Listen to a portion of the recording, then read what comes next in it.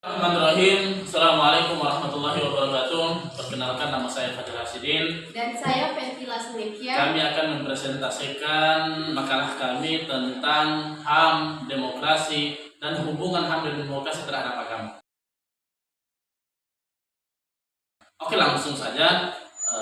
Demokrasi adalah bentuk pemerintahan di mana rakyat memiliki kedaulatan untuk menentukan pemimpin dan kebijakan negara melalui mekanisme pemilihan yang adil dan bebas. Demokrasi berasal dari bahasa Yunani yaitu demokratia, yang berarti kekuasaan rakyat. Beberapa prinsip penting dalam demokrasi antara lain kedaulatan rakyat, pemilihan yang bebas dan adil, hak asasi manusia, persamaan di depan hukum, pluralisme, toleransi, keterbukaan dan akuntabilitas pemerintah, serta pemisahan dan pembagian kekuasaan untuk mencegah penyalahgunaan kekuasaan. Dalam demokrasi, rakyat memiliki hak untuk memilih wakil-wakil mereka yang duduk di lembaga perwakilan rakyat seperti parlemen atau dewan perwakilan rakyat.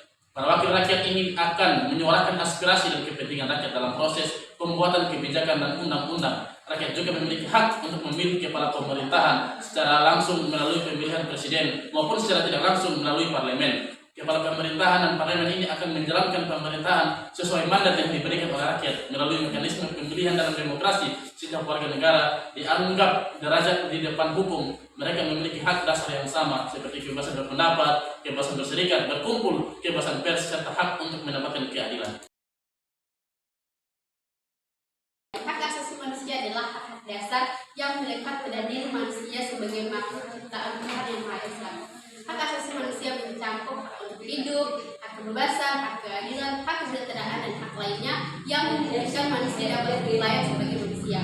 Hak asasi manusia di Indonesia diatur dalam Undang-Undang 1945 pasal 28B, 28J adalah Undang-Undang Sulawesi dan 25 yang bahwa setiap orang berhak hidup serta berhak dengan hidup dan kehidupannya.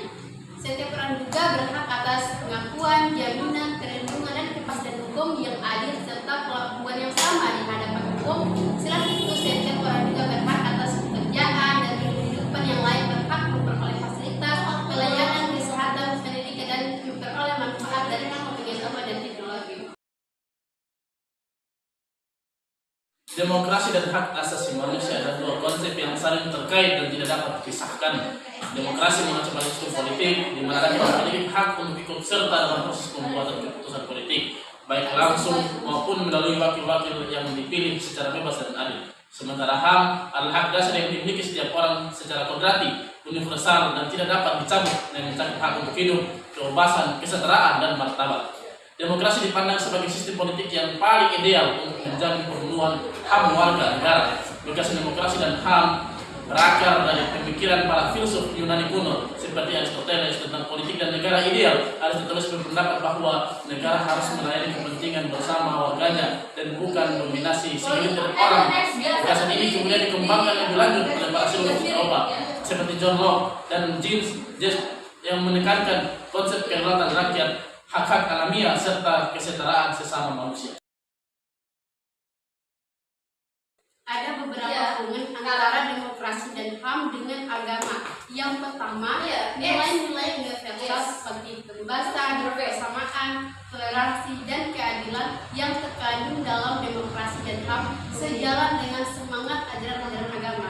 Yang kedua, prinsip demokrasi dan HAM melindungi kebebasan setiap orang untuk memeluk dan menjalankan ibadah sesuai agamanya masing-masing. Hal ini sejalan dengan ajaran agama untuk saling menghormati. Kemudian yang ketiga adalah agama dapat menjadi fondasi moral spiritual yang kokoh bagi tumbuhnya budaya, demokrasi, dan penghormatan HAM dalam masyarakat.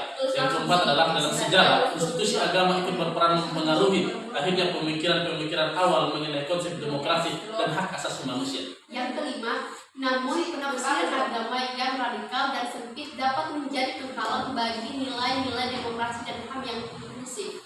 Yang keenam, diperlukan pemahaman keagamaan yang moderat, terbuka, dan selaras dengan semangat humanitas universal. Dengan demikian, meskipun ada beberapa perbedaan, pada dasarnya nilai-nilai agama sejalan dan dapat mendukung dan pengembangan demokrasi dan HAM. Itulah tadi hasil pemaparan makalah kami mengenai pembahasan tentang demokrasi dan HAM.